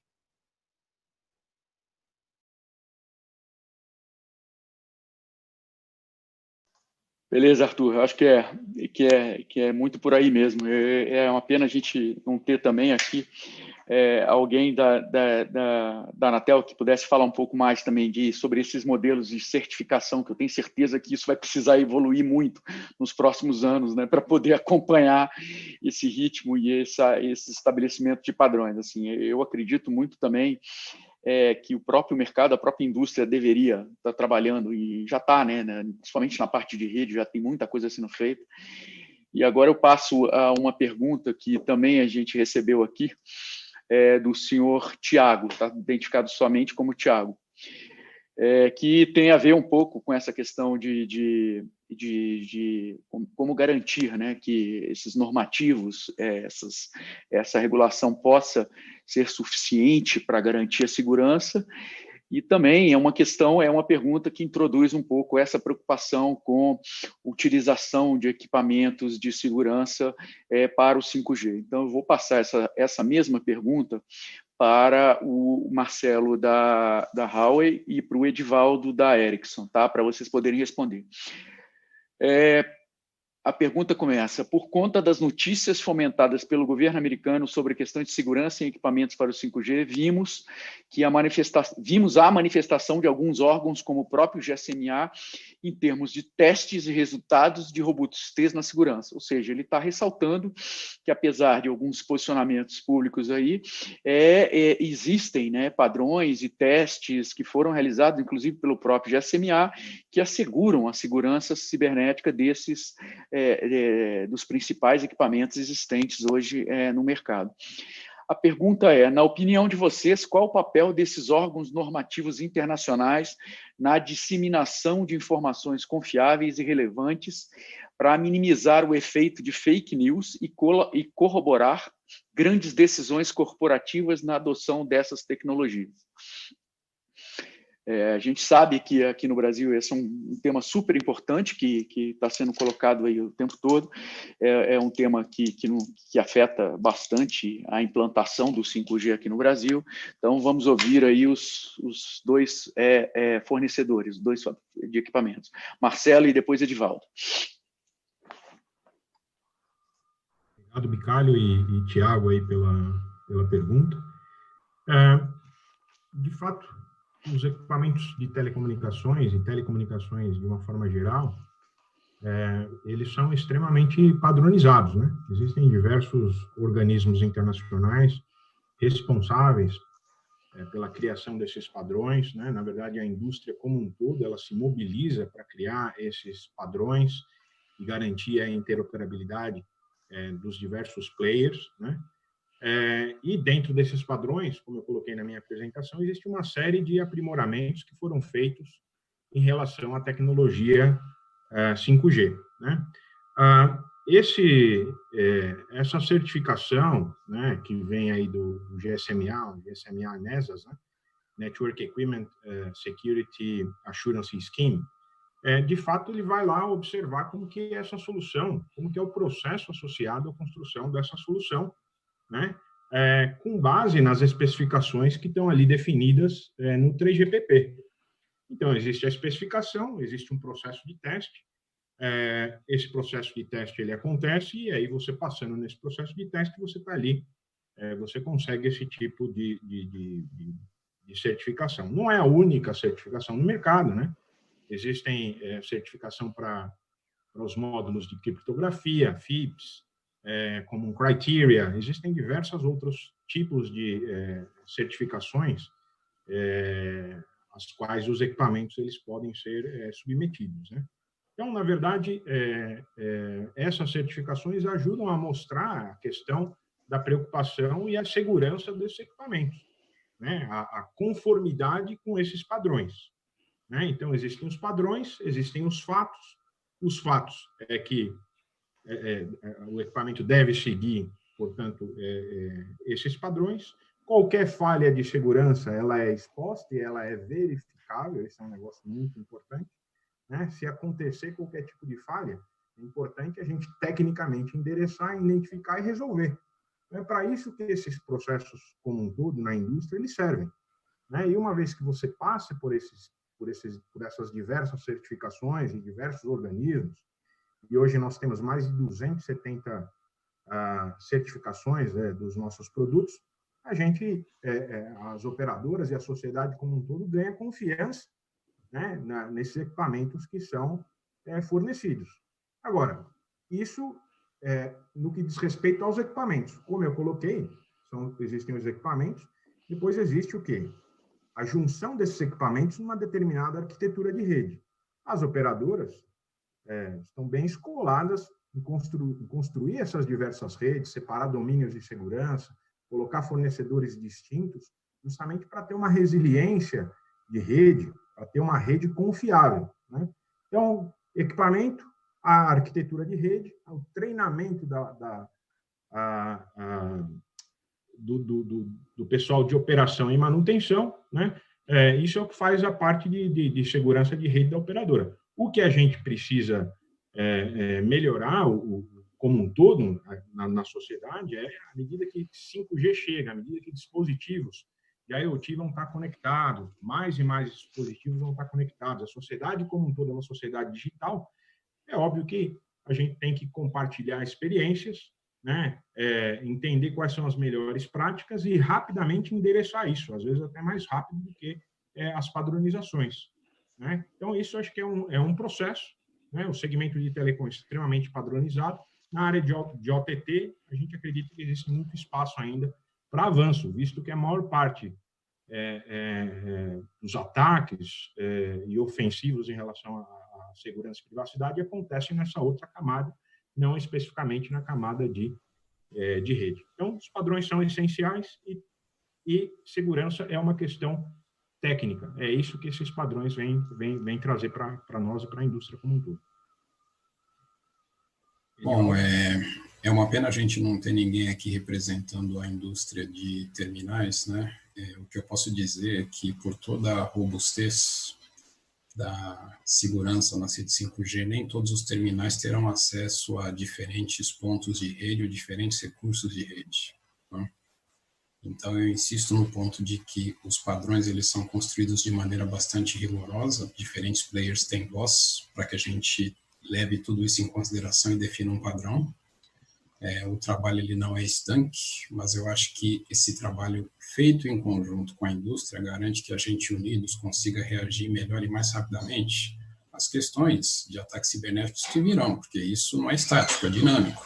Mas eu acho que a gente tem assim um modus operandi que garanta isso. E eu acho muito importante eventos como o de hoje, para que a gente possa dividir, compartilhar a experiência com a sociedade, para também aumentar o interesse da sociedade em relação a esses sistemas.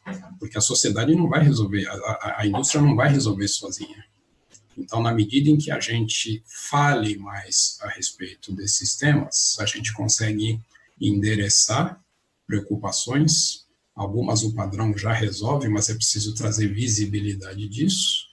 Ou até, por que não dizer, unir forças para nas próximas versões dos produtos a gente consiga aumentar ainda mais a robustez do sistema que a gente oferece. Agora, eu acho que a gente também não deve, aí, com todo respeito, superdimensionar a preocupação com a segurança para a gente não ficar para trás do ponto de vista do desenvolvimento socioeconômico que uma tecnologia como essa possa oferecer. Então, o que eu acho que a gente tem que fazer é ampliar o debate, discutir isso, e a experiência da indústria colocar ela à disposição da sociedade, para a gente fazer as melhores escolhas. É isso que eu acho. Muito bom, Edivaldo. Eu acho que você está bastante correta na sua afirmação. Eu acho que a gente está vivendo um momento de transformação digital acelerada, até mesmo pela pandemia, o que traz uma série de preocupações à tona em relação a não só a questão de segurança, mas atrelado a isso também a questão de privacidade, de dados pessoais e outros pontos. Eu gostaria que vocês, aí à vontade, vocês quatro, pudessem comentar também um pouco da evolução. A gente sabe que na Anatel está em desenvolvimento um regulamento sobre cibersegurança. A gente tem visto também algumas notas técnicas do próprio GSI, algumas notas técnicas também emanadas da política de segurança cibernética lá de trás também. E eu queria ouvir um pouco de vocês que são fabricantes internacionais, a experiência internacional também na regulação dessa coisa, como é que isso está sendo feito lá nos outros países, para que haja que essa preocupação seja endereçada aqui no Brasil, mas exatamente sem atrapalhar o desenvolvimento nem a inovação dessas redes e atrasar os benefícios que o 5G pode trazer de forma ampla para a população brasileira. Então, eu queria ouvir vocês e aí também o Arthur e a Cristine sobre o que vocês têm aí de informação a dar também sobre como isso está sendo endereçado em outros lugares.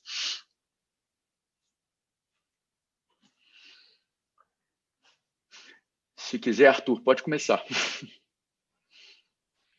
Bom, a gente vem acompanhando bastante, né, o que está sendo feito nos outros países, especialmente agora que esse tema entrou, digamos assim, na moda da imprensa mundial, né, com a discussão do 5G, enfim, né, a gente vê que, assim, muitos países do mundo têm adotado diferentes graus de restrições, né, seja para fornecimento, uso e equipamento de rede 5G, e, assim, as abordagens elas vão hoje, pelo que a gente vê, assim, né, vão desde o banimento de determinados fabricantes até o estabelecimento de modelos de auditoria, certificação e segurança cibernética, né?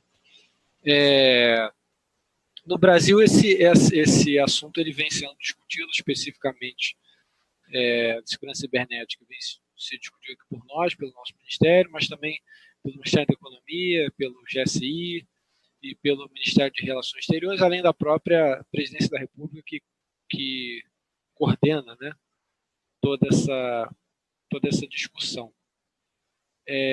Especificamente em relação a 5G, então a gente tem aquela instrução normativa número 4 de 2020 do GSI, e essa instrução normativa ela traz aspectos bastante interessantes, né, e orientações bastante consistentes sobre a abordagem a ser dada, né, para o 5G. Então, assim, aponta a preocupação de se haver disponibilidade de rotas alternativas para tráfego, funções de detecção de ataques DDoS, uso de criptografia, propõe até uma auditoria, né, uma espécie de certificação, como já foi falado aqui, focada em segurança cibernética desses equipamentos, porque é importante dizer, assim, o 5G ele não é só um 4G mais incrementado, né, ele é uma rede praticamente toda definida por software, remotamente. Então, isso aumenta um pouco o grau de exposição da rede, por isso toda essa preocupação também, embora eu concordo com o que tenha sido dito aqui, que é uma preocupação que perpassa todos os outros tipos de redes, não apenas o 5G. Né? Enfim, e o GSI também propõe uma preocupação, né, indica aí a necessidade de promoção de uma diversidade de provedores de serviços e de fornecedores de equipamentos por região geográfica. Né? Então, assim, no Brasil, de fato, como a gente percebe, esse é um tema que vai passar por por muitos outros ministérios e áreas de discussão, porque tem questões técnicas, econômicas, jurídicas, geopolíticas, enfim. E realmente não existe nenhuma outra autoridade mais preparada para tomar decisão e dar orientação sobre isso do que o próprio presidente da República. É importante dizer, por fim, né, que aqui no Brasil, muitas operadoras já optam por uma estratégia espontânea, né, de diversificação de fornecedores e preocupação com segurança cibernética também, de maneira que eu acredito que nossa exposição, digamos assim, não seja tão grande, né, para qualquer tipo de ameaça. Mas, enfim, são decisões que ainda precisam ser aprofundadas, né? E, assim, o mundo inteiro já está muitos países já estão se posicionando de alguma forma, a gente vem acompanhando esse assunto com bastante atenção.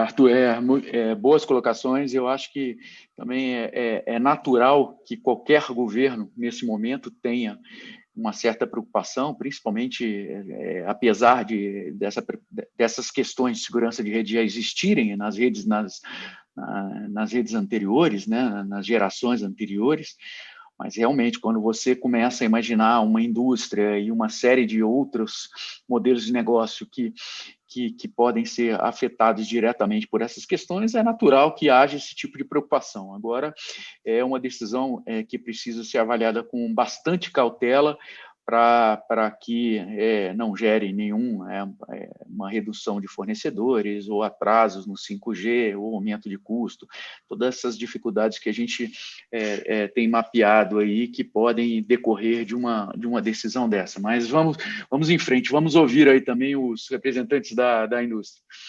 Marcelo. Bicalho, o Arthur enfatizou essa questão de múltiplos fornecedores. De fato, existem diversos países que estão adotando essa estratégia, na verdade, evitar um único fornecedor, justamente porque mais fornecedores isso vai fazer com que exista mais competição, até no que diz respeito à questão de segurança cibernética. Então, múltiplos fornecedores contribuiriam aí para um aumento de resiliência da rede como um todo, né? Então, esse é um aspecto muito importante. Os frameworks regulatórios, né, estão caminhando ao redor do mundo, particularmente a gente gosta muito do que está sendo feito na Alemanha, né? Existem requisitos estritamente técnicos que estão sendo colocados, né? Um processo de certificação, requisitos técnicos, processos esses que não são discriminatórios, né? Que, de fato, vem aí de acordo com aquilo que a gente também acredita, né?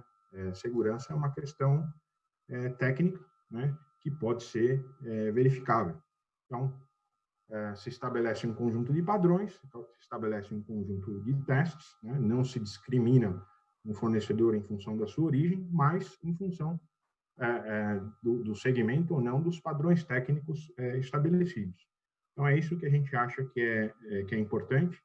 Além disso, um empoderamento das operadoras, que de fato lidam com essa questão de segurança de rede no seu dia a dia, né, para que elas também, que já têm essa preocupação, elas possam escolher os seus fornecedores com base nesses critérios, né, fazendo com que, de fato, exerçam aí o seu poder de escolha, considerando todo o impacto que segurança pode trazer para as marcas e para os cidadãos em uma determinada localidade. Então, basicamente, é isso.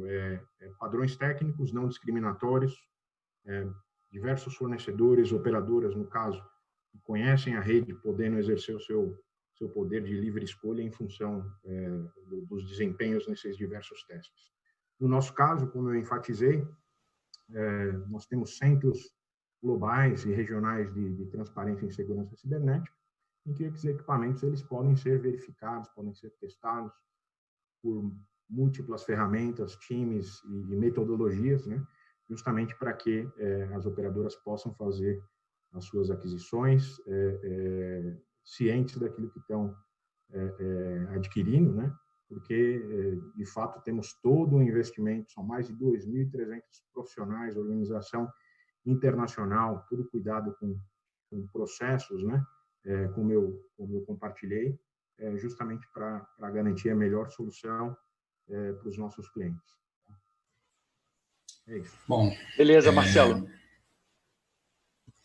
No caso da Ericsson, a gente tem rede 5G operando em diferentes países do mundo, em diferentes continentes. Eu não vou citar nenhuma experiência de um país específico para não cometer nenhuma injustiça, mas eu acho que o importante é entender que o arcabouço regulatório ele é variável de país para país, diferentes países têm diferentes políticas, e o que a gente faz é unir forças com os operadores de todos os países para demonstrar de maneira inequívoca de que forma cada requisito governamental do ponto de vista de segurança cibernética é satisfeito. É desse jeito que a gente trabalha. Simples assim.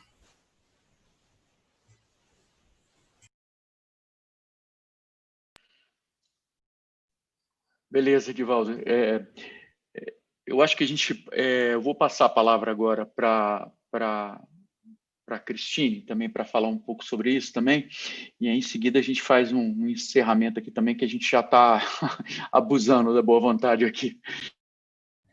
Bom, eu tenho até um comentário interessante, assim, eu tive em dezembro de 2018, no lançamento daquele framework da OECD, de segurança digital, né? E foi inclusive um painel onde estava o pessoal da Alemanha, do BSI, que está fazendo as propostas de certificação, e eu conversei em janeiro desse ano com o pessoal da Alemanha novamente, num evento que eu tive na Espanha, né?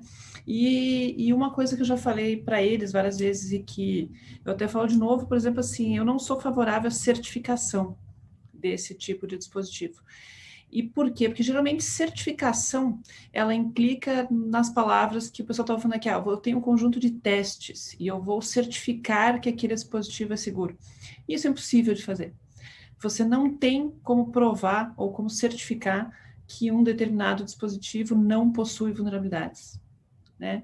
Você pode, na verdade, aí o que eu acho que é muito interessante, né? A gente nos últimos 3 ou 4 anos trabalhou muito com o pessoal da Anatel, né, o pessoal da área de certificação da Anatel, e inclusive teve uma consulta pública que foi feita esse ano da Anatel, né, que era a consulta pública sobre requisitos mínimos de segurança para equipamentos terminais, né, e essa é uma terminologia que é muito diferente de certificação, né, porque geralmente certificação implica em estacionar algo. E quando eu conversei com o pessoal da Alemanha, inclusive é o pessoal técnico que está desenvolvendo a parte de certificação, a visão deles é assim, não, mas a gente vai prever updates e no máximo em 6 meses a gente recertifica um dispositivo.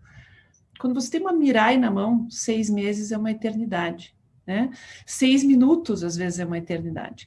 Então, algo que a gente tem que, acho que, discutir muito, com cuidado, toda essa questão de certificação é o que essa palavra significa do ponto de vista de um regulador, do ponto de vista jurídico, e o que a gente realmente quer. Né? Então, assim, certificação, ela veio muito da área industrial, de algo que, olha, este equipamento está certificado, seguro do ponto de vista de safety, né, que não de security, em português a gente usa a mesma palavra, e eu quero que ele rode 30 anos ali naquela plataforma, e é isso que vai acontecer. Só que segurança, do ponto de vista de segurança da internet, eu preciso estar em constante atualização, e eu não consigo provar um negativo, não tenho como provar que um determinado dispositivo não tenha vulnerabilidades. Mas, inclusive, eu sei que a consulta pública da Anatel fechou, a gente aqui do NIC fez uma contribuição bem substancial, a gente já tinha conversado com eles antes e a gente sabe que eles vão abrir uma nova fase da consulta pública, e eu acho que está numa direção muito interessante essa consulta pública da Anatel, porque quando ela fala em requisitos mínimos de segurança, ela fala em protocolos modernos, ela fala em usar protocolos seguros de criptografia, ela fala em não ter senhas padrão, ela fala em que você não pode ter backdoors do fabricante, não com essas palavras, mas é aquele backdoor que mas é a senha do dia, né? Que não é nem um backdoor no sentido mais de segurança nacional, mas é aquela coisa que o desenvolvedor teve uma ideia de ter uma senha para o suporte. Não pode ter essas coisas, né? Então, eu acho que é pensar que a gente está pensando em requisitos mínimos de segurança, mas você não tem como atestar, como colocar um carimbo, esse dispositivo está seguro. O que você pode dizer é, não, este fabricante tem responsabilidade, ele tem um time de segurança de produto, ele tem requisitos mínimos de desenvolvimento, maturidade, segurança, né? Então, nesse ponto, é até interessante, porque nesse mesmo evento de janeiro, né, a gente conversou com o time de segurança de produto da Ericsson, com o time de segurança de produto da Huawei, que estava lá, tá todo mundo assim. Essa é a diferença. Eu estou lidando com uma organização que está seguindo padrões mínimos e requisitos mínimos de segurança e está pronto para me lançar um patch se tiver uma vulnerabilidade, porque essa vulnerabilidade vai existir, né? Você tem seres humanos desenvolvendo software e seres humanos cometem erros e softwares são complexos e vão ter problemas e eu não posso esperar uma recertificação para ter. Então, eu tenho muito cuidado quando a gente usa as palavras, porque elas são palavras carregadas, né? Quer dizer, certificação em geral implica em ter um selo de qualidade certificado, ok. E eu acho que não é isso que ninguém quer, né? Então, mais a gente pensar na semântica e eu acho que esse é um caminho de requisitos mínimos, de responsabilidade do fabricante, de responsabilidade de que eu estou ok, né? E nesse ponto, assim, nas conversas com o pessoal da Alemanha, a gente viu que eles estão meio que no meio do caminho, né? Eles estão ainda pensando em certificar mesmo versão de software. Eu falei, olha, isso é meio, pode ser um tiro no pé, porque quando a gente teve, por exemplo, a Mirai, a gente teve uma operadora de telecom aqui no Brasil que teve 500 mil de roteadores de banda larga que estavam vulneráveis e com problema. E você não pode esperar para recertificar 500 mil de roteadores de banda larga para instalar um patch que você precisa fazer, tipo, não dá para esperar, né? Então, eu acho que é a gente discutir e pensar, e eu acho que, por exemplo, essa consulta pública da Anatel está muito interessante. Eu até estou esperando ver o segundo texto, porque teve bastante discussão, muita gente que é totalmente contra, muita gente totalmente a favor, que, como qualquer consulta pública vai ter isso, né? Mas eu acho que o caminho de a gente cobrar responsabilidade dos fabricantes é o caminho mais importante que a gente tem, né? De você ter um fabricante disposto. E, só para fechar, eu acho que sim, né? Você ter variedade de fabricantes, isso é a regra número 1 de resiliência e estabilidade para qualquer coisa, né? Se você depende de um único fabricante e você tem uma vulnerabilidade gravíssima nele, você já caiu ali, né? Você ter mais de um fabricante, você ter ciclos de patches diferentes, você ter um bug de software que te deixe sem comunicação, quer dizer, você pensar que ter múltiplos fabricantes é essencial para isso, né? Para erros de software, para coisas que não tem nada a ver com segurança, né? Então, assim, pensar que isso tudo acho que é importante para tudo aí. Beleza, vamos passar para as palavras finais também do Arthur, do Marcelo e do Edivaldo aí.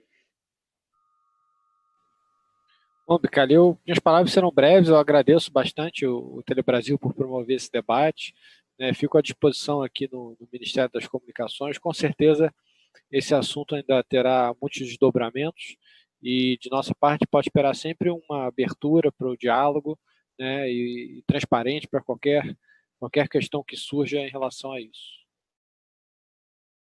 Beleza, Arthur. Marcelo. Gostaria de agradecer a todos. Concordo com as palavras da Cristine, né? O que existem são requisitos mínimos e as certificações elas trazem justamente uma foto, né, do compliance com aqueles requisitos mínimos. E o Bicalho falou a respeito da questão do processo, né? São 12 áreas que temos aí como processo, que demonstra toda a responsabilidade que temos com essa área. E 2 áreas desse processo estão relacionadas justamente à continuidade, né? A questão da segurança ela não termina quando os equipamentos são entregues à operadora, mas existem toda uma série de times e canais abertos para que novas vulnerabilidades ou vulnerabilidades que advenham de novas ameaças cibernéticas possam ser comunicadas à empresa, possam ser tratadas. Existe um time para tratar disso, o nosso PSIRT, Product Security Incident Response Team, né? E que essas informações sejam compartilhadas com os clientes, inclusive com os clientes potencialmente atingidos e que devam receber novas versões de software justamente para se proteger dessas novas ameaças.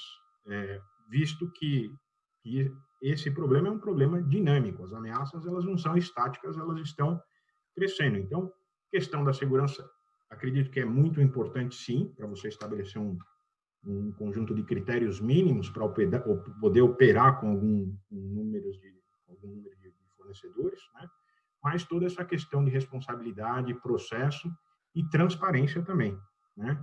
Então, são esses pontos que a gente traz e estamos à disposição das operadoras, do governo brasileiro, da sociedade, justamente para poder esclarecer qualquer coisa a respeito dos equipamentos e da questão da sua segurança e proteção de privacidade. Ok? Agradeço a todos. Muito obrigado. Obrigadão, Marcelo. Edivaldo. Meu agradecimento ao pessoal da Telebrasil pela organização desse painel, e eu acho que faço até uma proposta aqui, né?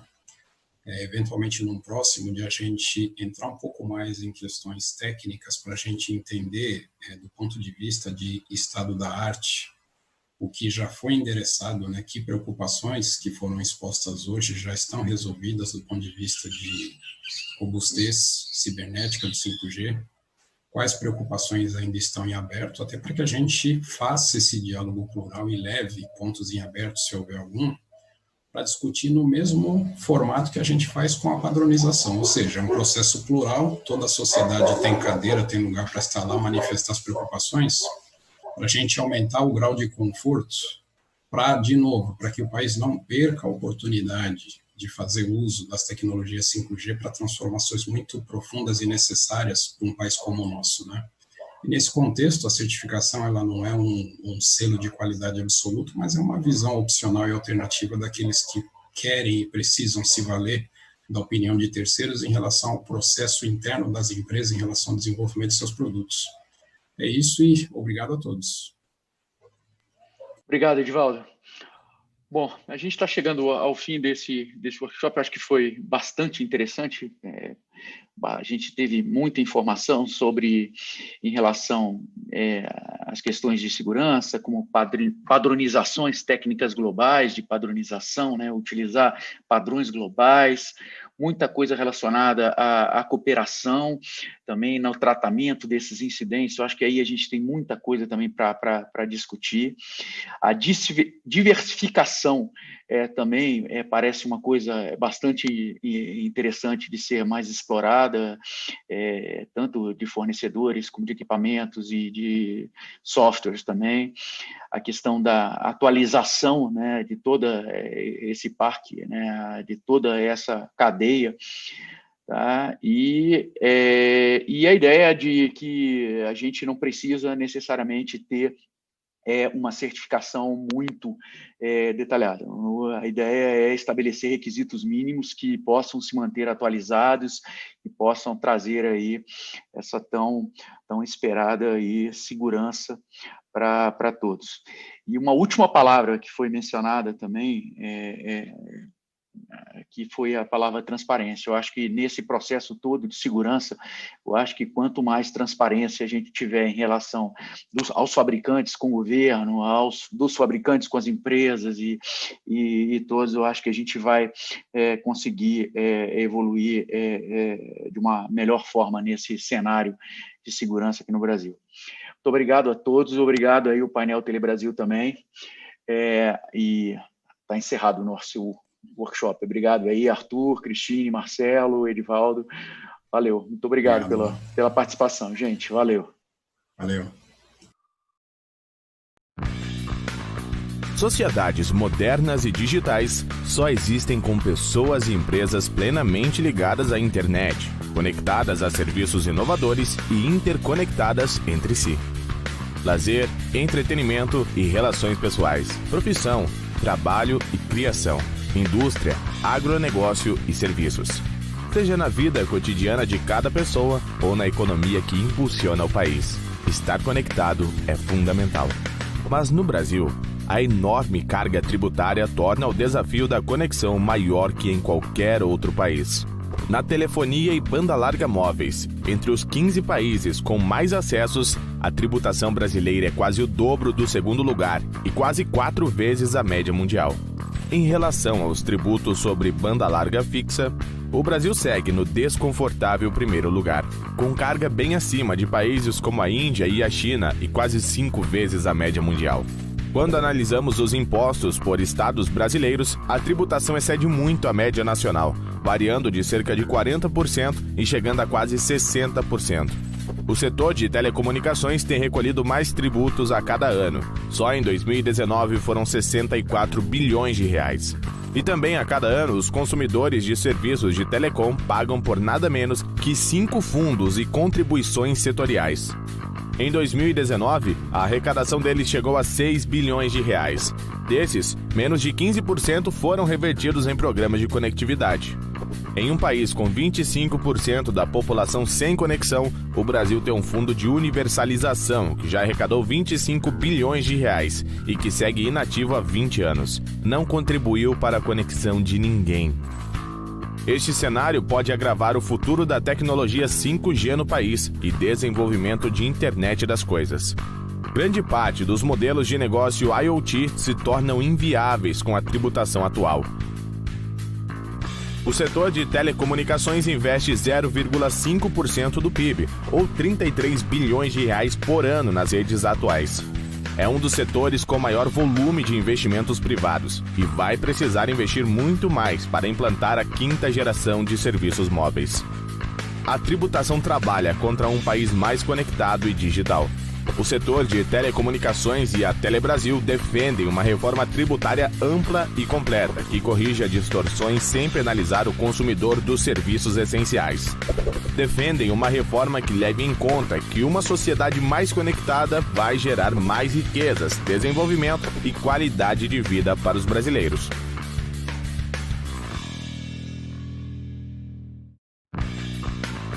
Sociedades